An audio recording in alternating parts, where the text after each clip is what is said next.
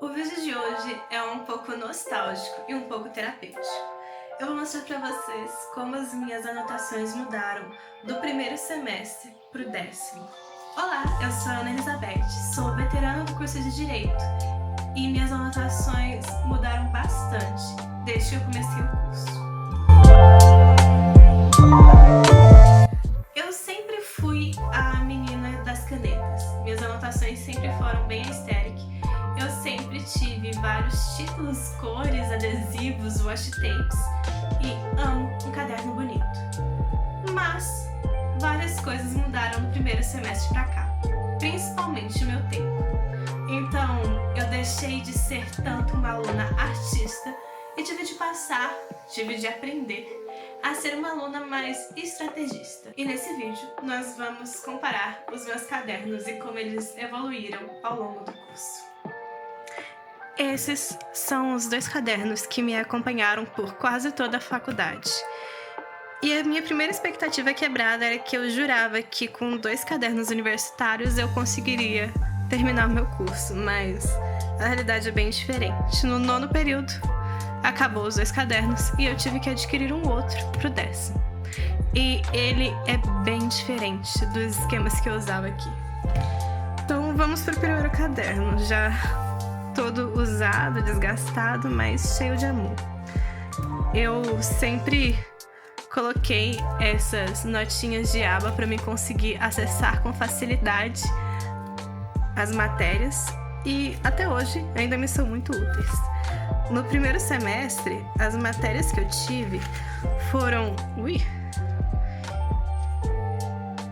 História e Antropologia do Direito. Muito fofo, como pode ver, muito organizado. Eu sempre tentava imitar um método Cornwell aqui.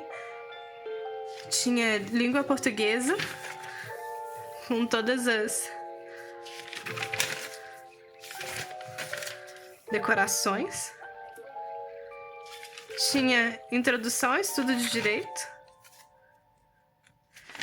Ciências Políticas e Teoria do Estado e Direito Constitucional.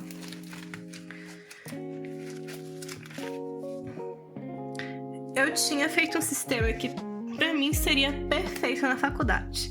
Aqui eu fazia anotações do que foi falado em aula, e isso se aplica tanto para o que o professor falou, quanto adendos que ele dava na sala, quanto o que ele passava no slide mesmo. Aqui nessa fileira eu adicionava alguns detalhes, informações, outras coisas quando eu revisava em casa. E a primeira falha que você pode perceber é que quase não tem essa fileira preenchida no caderno, porque eu não costumava revisar em casa. E, por último, esse resumo embaixo, que é justamente o resumo que eu fazia quando estava revisando para a prova. E isso sim foi algo muito útil, mas que não fez tanto sentido manter aqui, porque o espaço não é tão grande e às vezes eu acabava embolotando tudo na tentativa de caber. Então, o meu resumo acabava sendo o resumo da ansiedade, porque eu tinha 5 linhas para resumir a página inteira. E com algumas páginas dá, mas com outras páginas isso simplesmente não funciona. Mas isso foi sendo percebido ao longo dos semestres e eu fui mudando aos poucos.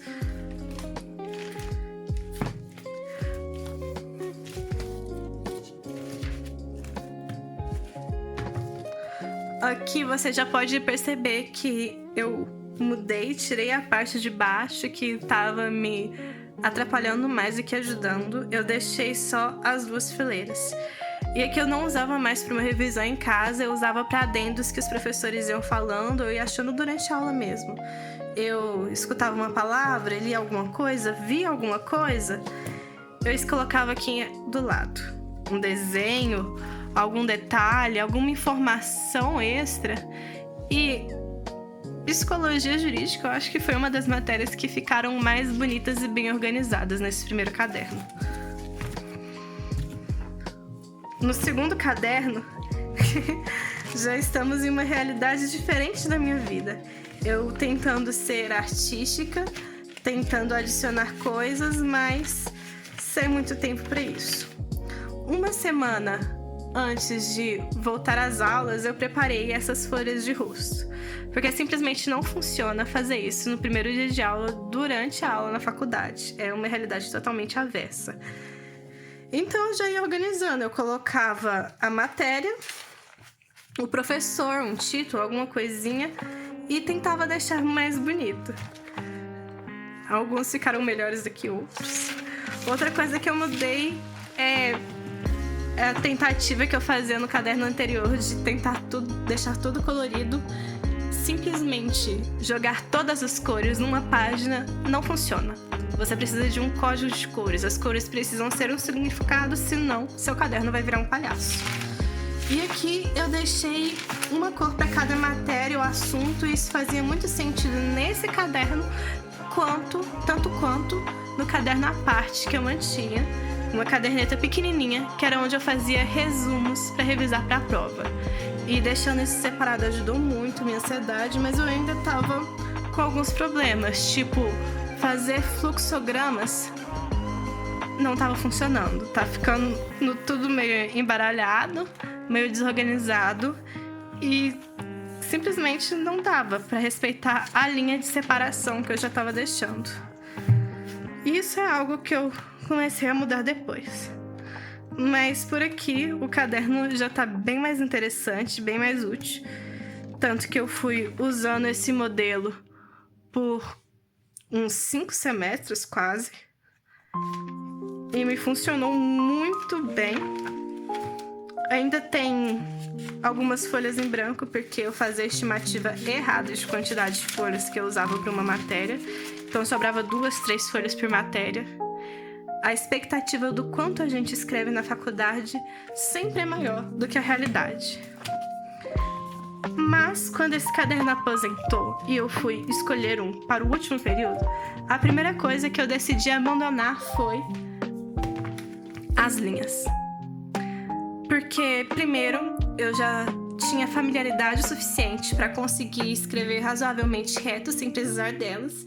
E segundo, elas me atrapalhavam em fluxogramas, esquemas e outras coisas. Então eu tentei simplificar as coisas ao máximo possível. Eu ainda estou no 10º período, então esse caderno apenas começou a ser preenchido. Mas aqui você já pode notar muita diferença. Esse espaço aqui eu continuei deixando, mas ele não é algo fixo. Eu posso mudar de uma página para outra. Mas eu deixo ele principalmente porque eu sou canhota, e escrever assim em cima do arame não é confortável. Então eu dou um espaçozinho. E se depois eu revisar a matéria, voltar, alguma coisa acontecer, o professor voltar no slide ou sei lá, eu tenho espaço para adicionar alguma coisa, é ok. Quanto menos a gente se apega a algumas formalidades, melhor é para nós. Mas em alguns outros momentos eu já preencho tudo. O código de cores está firme e forte. Outra coisa que eu desenvolvi, que foi pro meu estudo de segunda fase do AB, que graças a Deus deu tudo certo, foi, além do código de cores, fazer um código de marcação. As marcações cheias significam uma coisa, que é uma coisa diferente do que os sublinhados, que é uma coisa diferente de, por exemplo, os em itálico. Aqui eu tenho itálico, que é como se fosse uma citação, outro hábito que eu peguei, dessa vez o TCC.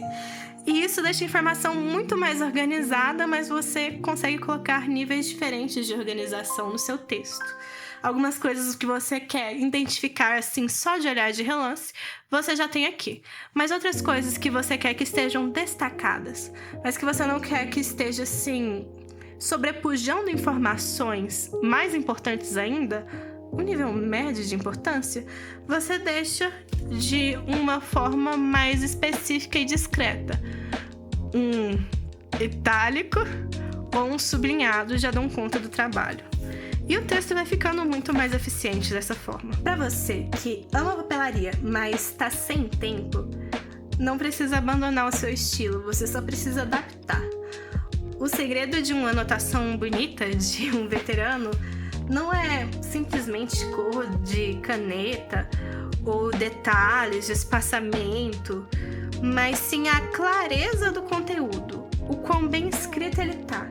E é um bom resumo, uma boa anotação, que pode te ajudar a acertar aquela questão daqui 6 meses. E o seu caderno, como é que ele tá? Ainda está na fase das 10 canetas coloridas ou você já se rendeu ao minimalismo da vida adulta? Comenta aí o que você achou do vídeo e a sua própria experiência. Até a próxima e bons estudos!